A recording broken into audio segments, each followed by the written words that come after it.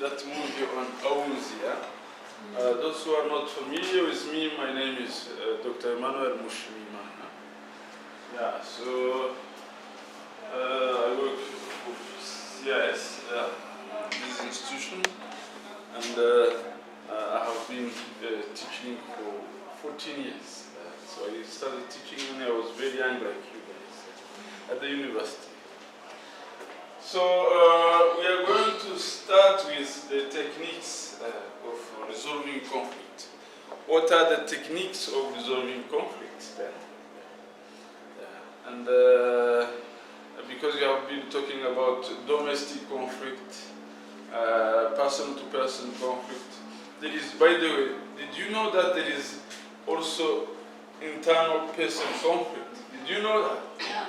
Maybe you have forgotten that. Because when you have individual conflict by yourself, a person-to-person conflict, this is a crisis. And that is why you have to tell you sometimes to do exercise. Can we stand up and do exercise? Yes, you can. Yeah, please help us with exercise. And I will tell you why we have to do exercise. Okay. Quickly, yeah? 1, 2, 3, 4, 5, 6, 7, 8, 9, 10. 1, 2,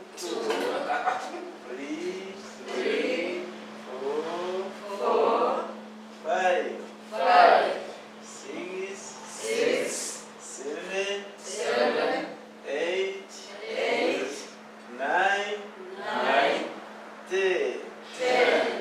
1, 2, 3, 4. Change. 1, 2, 3, 4.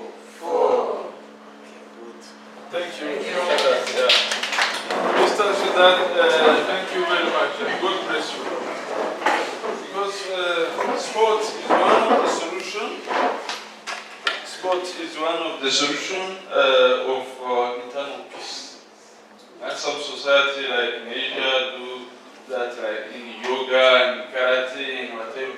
So in reflection or meditation, sometimes is create inner peace. Yeah. Because the physical techniques of the body can give you a sense of diminishing internal stress. Yeah? And that is why this is so important to note. And currently, in the community, you know that the government established the day of sport, even for old people. Yet they can go to sport this time. There is each district, each sector have its own day. When we quarter, which day? The second week of the month. So everybody have to do sport. We have a curfew zone there this time so that people can do sport. This is also one technique of resolving conflict, especially internal conflict of the body. Because many people are touched by conflict, internal conflict. Can I do this? Can I sell beans or sell meat? Can I go to school or go to business? And a person ends up failing everything because of internal conflict in the mind. So to avoid internal conflict, you have to exercise. Yeah. Conflict is natural. You have to accept it. It's right. But you have to understand the techniques of solving conflict. You can have a problem with your wife or husband or children, but take them sometime. You do jogging, sport, together. a little bit. Or if they don't accept, go yourself. You will gradually develop a conflict resolution mechanism by yourself. So we start by ourselves. Thank you.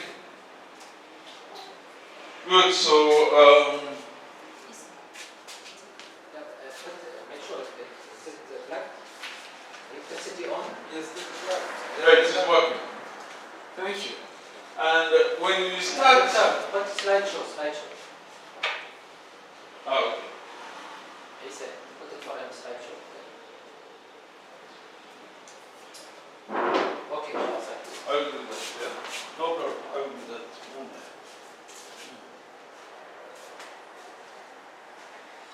Thank you. Now it's much moving on. Thank you for that. So when we talk about negotiation, yeah, negotiation is one of the traditional mechanisms of conflict resolution. There are many traditional mechanisms. You can even practice contact as Orida was talking about. But what is negotiation? This is a conflict resolution mechanism which involves two parties to talk. Yeah? To talk. It is one of mechanisms which is in addition to containment. Containment, there are what we call containment. It is solving conflict by trying to eliminate the other containment. That is not good. That is why it is not taught, because it is not good. It's like attacking another group, silencing it, or trying to silence the other group. That's containment. But there is what we call engaging,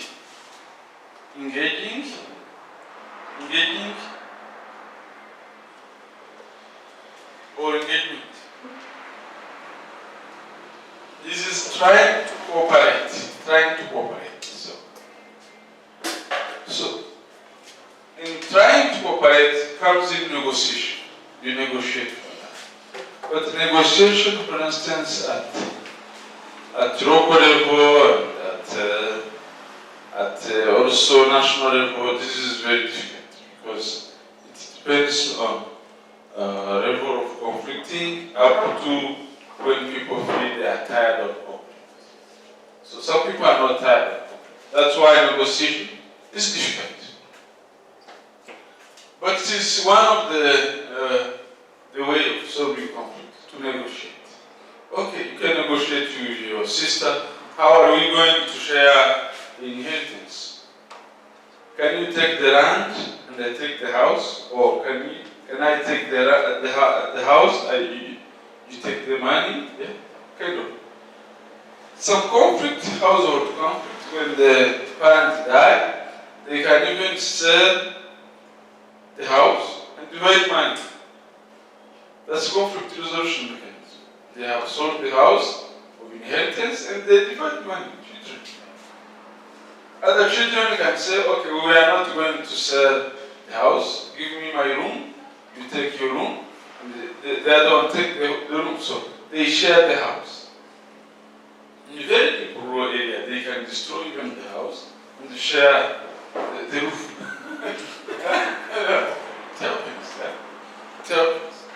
So conflict resolution needs one is negotiation. Yeah. The other one is mediation. Yeah. Here you choose one person to help. Either in a family you can choose an elder person or a person from outside the family, a mediator. This also help people to get together and sit. Yeah. Mediation. We have also arbitration. Arbitration here starts like where we didn't find a solution with a mediator. Let's start legal mechanism. Legal mechanism. Let's apply rules and regulations. As one of our sisters said, let's respect rules and regulations. That also can keep order in the society. Yeah. including litigation also. You can take the issue to the court. Yeah, if you have conflict with your brothers, instead of fighting, you can say, okay, let's go to the court. To the court. Then in the court can decide, okay, the lawyer can say, okay, we shall come and we divide, for instance, the land or the house inherited from your parents, based on the law. In Rwanda, for instance, women and men are now allowed to equally share the inheritance. Before, it was not the case. Yeah? Allowed or must? They must. Yeah. Must. They must. Once they get married, they must share. No, that is not the case. Yeah? Here I'm talking about the inheritance from the parents. Property, for instance. That's what I'm saying. Is it a must? Or is it by agreement? No, it's a must because it is legal now. For instance, if I have a sister like Liberata, and for instance, our parents decide to give us property, whether they are still alive or not, we must equally share. Before, because we were a patriarchal society, men should take more than women. Yeah? Yeah. Yeah. But this changed. Yeah? This changed. Now they have to equally divide the cake, I mean the property. Yeah.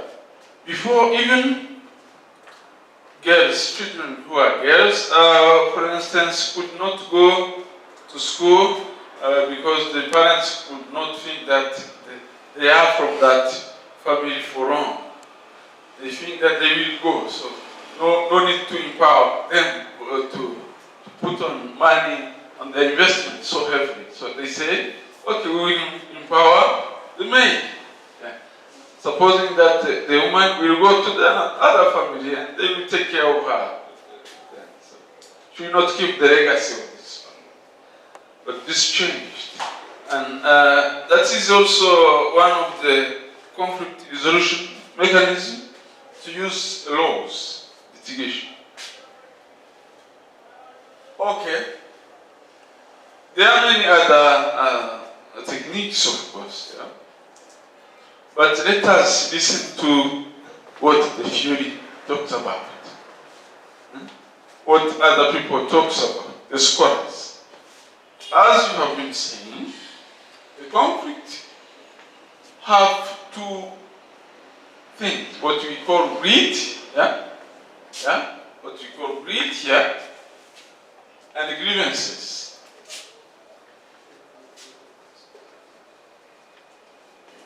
Grievances is a social injustice. Social injustice means people have been deprived from the rights to go to school for a long time. The government, for instance, denies it. Or maybe they refuse to repatriate refugees. Yeah. In the case of Rwanda, we have had grievances. We have had refugees for 30 years, from 1950s up to 1990s. The refugees were in Uganda, Kenya, Tanzania, Burundi, and so when they asked the government to come back peacefully, the government said, no, we don't need you. The Rwanda is small, like a grass. If you put on more water, the water flows. The former president said. So then people started to organize themselves and attack the country by force. That is what we call grievances. This is violence that comes from social injustice. Ni intambara zivuye ukarengane ko muri society. You get the point? So there is what we call greed also. Greed ni intambara zivuye ku gushaka kwigwizaho imitungo, ubusabuzi. Cattle raiding, for instance, the case of cattle raiding in South Sudan, that's greed.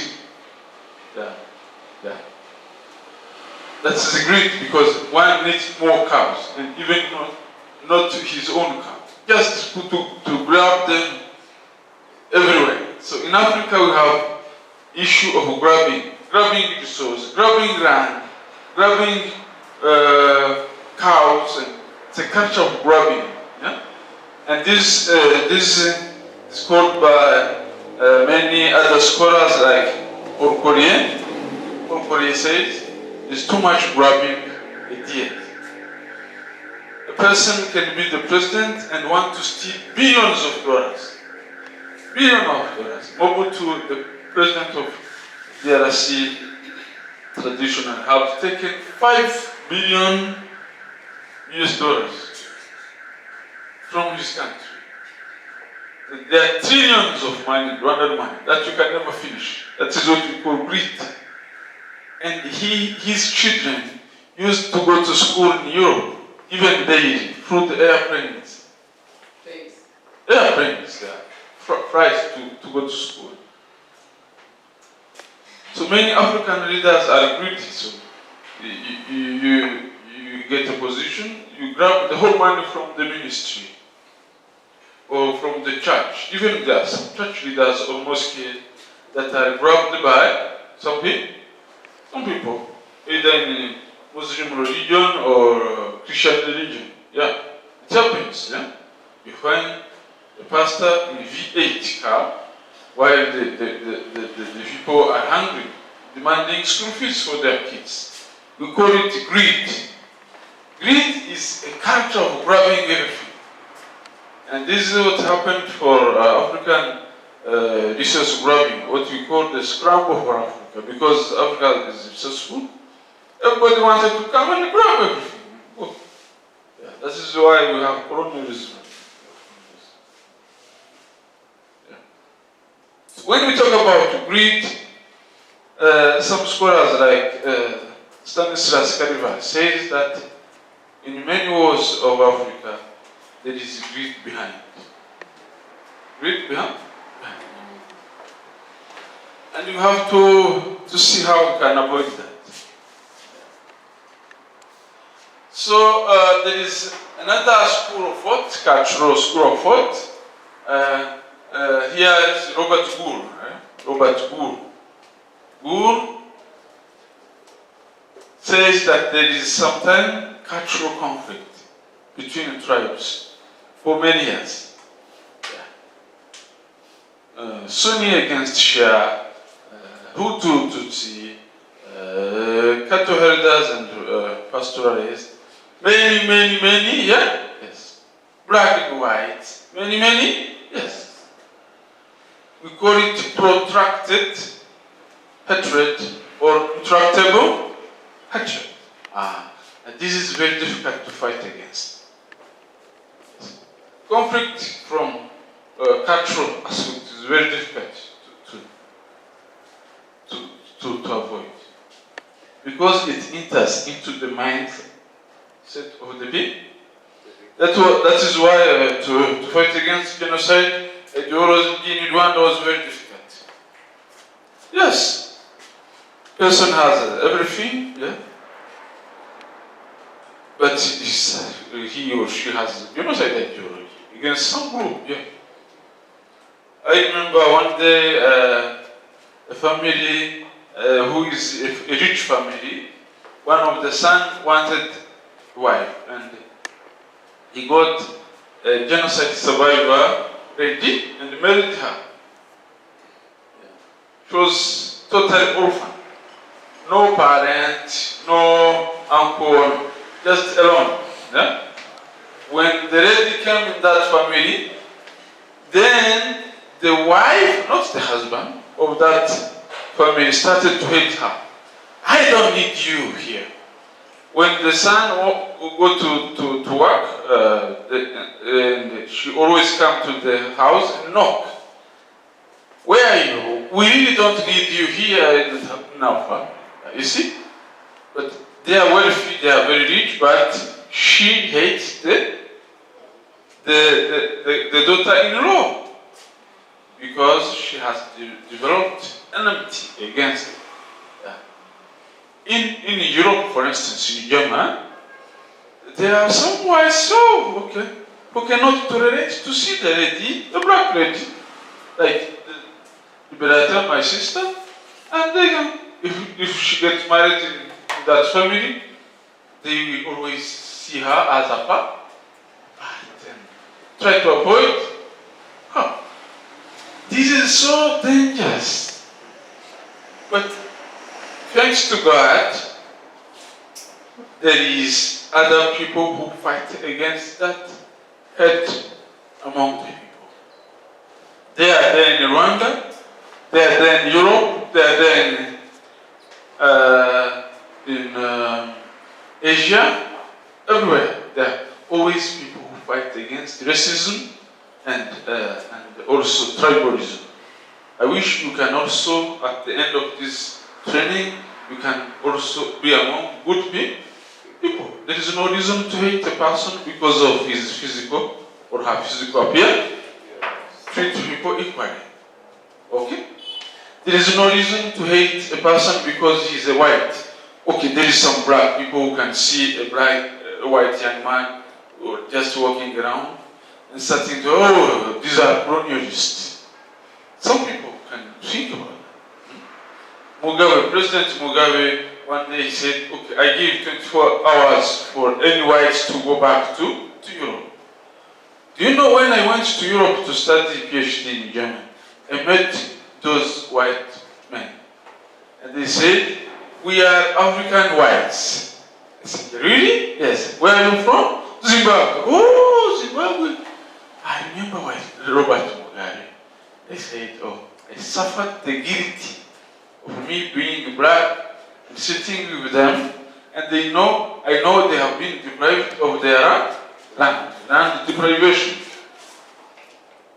Land deprivation.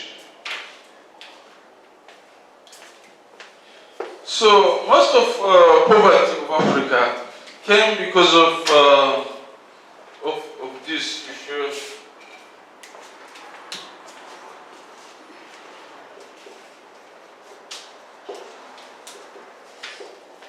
Of land deprivation. People have been suffering a lot of being deprived of their right. Yeah.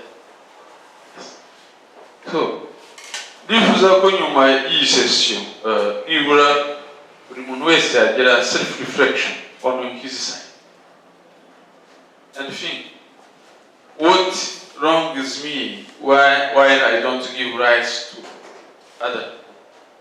Starting with your children, as I talked, starting with your parents, your relatives, your in-laws, your family, your extended family, even your community, even foreigners, people coming from abroad. Xenophobia. Do you know what is xenophobia? One day in Uganda, they chased every Indians, banning them, hating them. Same like in Congo recently, they banned the Rwandans. Yes, in Thais. Yes. We don't need Rwandans in theirs. It happens because of conflict. But when you talk about cultural growth, how do we manage to change the minds? And this is what I have shown you in this slide. Can you help us to read? These are bad attitudes you have to change. Let's start by you. You read one, the first. Selfishness. Selfishness. No, you started with the second. Okay, selfishness. Being too selfish triggers you to be greedy. I need a car, I need a house, I need what, I need money, and you need to grab everything from others. Yeah? The second? Up, from up. Negative attitude. Negative attitude. What is a negative attitude? Tell me. Maybe you can just see your friend or mate, then you can express a bad behavior, like maybe some can drink an alcohol, Yes, he's an alcoholic or drunkard, yeah? Yes. And you have developed some sense of negativity to drunkard. Yeah. And if you meet in the street, You can destroy some people's life. yes, you or hit him. Yeah. I don't like you guys. Go back. I don't need to do it. You can be even violent or hit him with a car because you have developed a sense of negativity to certain people.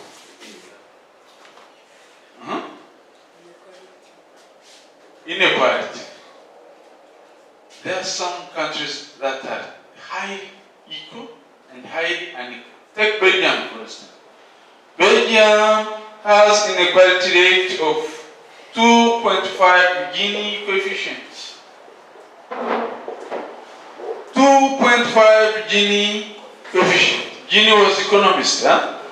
And he says among the people there is always inequality. And he explained it through Lorentz curve. Yeah. And this is Lorentz curve of equality, which never exists. Total equality never exists. Yeah? Yeah? But at least minimum equality. And from this Lorentz curve, Gini coefficient was here. Gini. The highest inequality is 5, the lowest is like 2. Yeah. And the countries struggle in here. Rwanda is now 4.2. We are decreasing inequality. But before, the inequality was high. And we were always arguing, sometimes disputing with government. Please decrease inequality, we don't need it here. Me myself, I quarreled with government officials because they wanted primary school teachers to raise their money. Yeah. I told them, please increase the salary of primary school teachers, which they did. They doubled the salary in 1 year, last year. They doubled. Yeah. Yeah. They doubled. And they increased other mechanism to solve the hardship of social hardship, like they established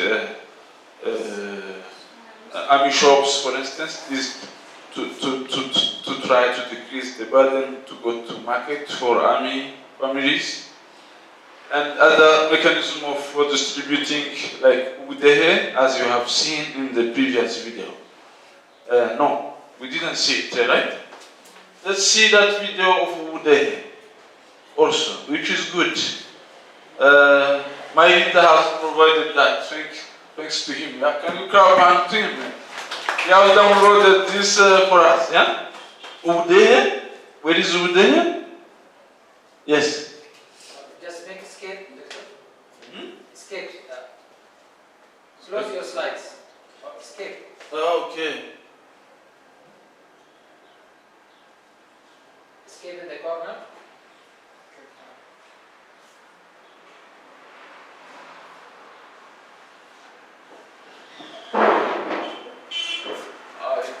We can double duplicate the PowerPoint. Thanks for the help. Yeah.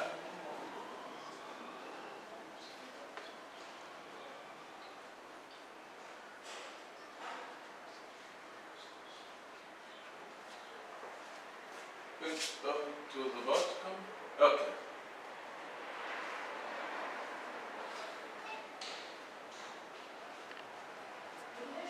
Rwandans have turned to their pre-colonial history to look for homegrown initiatives to rebuild a country divided. Prior to the colonial era, Rwandans lived together in harmony for centuries under the authority of a king who ruled fairly through a very elaborate system of governance. One of the many traditions that fostered social cohesion in ancient Rwandan society was ubudehe, a system of solidarity and mutual assistance among people living in the same area who would come together to solve their socioeconomic problems.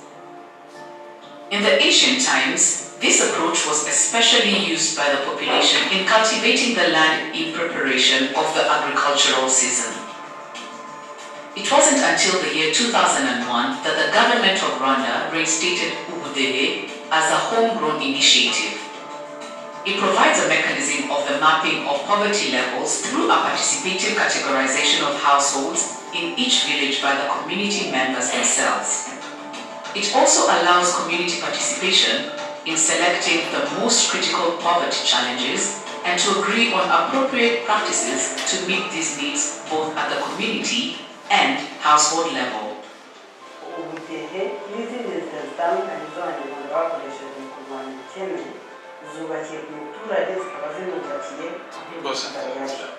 abaturage rero guhuza n'igenamigambi bakerekana ikibazo kibugarije bashaka gukemura bakoresheje uburyo bw'ubudehe ni uburyo butuma abaturage cya mbere bagira uruhare mu bibakorerwa ariko nabo bakagira uruhare mu kugira icyo bakora kandi bituma abaturage bamenya icyihutirwa ku byo bakeneye.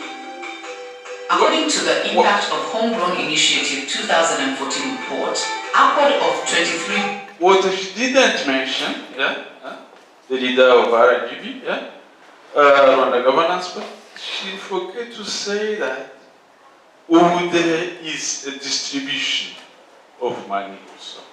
Because the work they do, they get paid from that. And most of the people are those who have no jobs and vulnerable in terms of poverty. And they take category 1 and 2 of the society to give them jobs to get their salary. Every work is paid. It's another way of distributing money, but through activity. I think you are experienced about that. Yeah. Can anyone here tell us a little bit of an experience of Ubudehe, for instance? Yeah. Anyone? Let us see how many people attended. Okay. I want to see Rwandan. How many have attended? From Rwanda. ODA, Rwandans, can you raise your hand? Rwanda. Only attended before ODA. Yeah. Okay. Only this village guy? No, the people who attend, but from far away, for instance. Let's say audit, for instance. Yeah. Can you tell us about Ubudehe? How it works practically? We need practical things, experience. Thank you. In Ubudehe, community member inclusively are called upon. They came together, they planned together for an initiative in which each people could benefit, and then maybe it could be like water types? water types of water yeah. pipes? Yeah, but it comes from the idea in which community agree upon with others and the How much other. money does the government pay in that project? I don't have an But there is idea, contribution of but the people are paid for that. people are paid, Yeah. and also And the fund, maybe a fund for reparation, for restoration is also put into the case of the community. okay. What do they get? How much money, for instance, per month? Per month, I think the salary is calculated upon maybe day work. Yeah. How I much don't per know. day, for instance? Per station, I think they pay 150. 100, 500, 1,500. Almost 2,000 a day. Okay. And they work only half a day, not full day. Yeah, few hours. Few hours. I think you are talking about what the hair was for a long time ago. It was replaced with what is called public works, where people intervene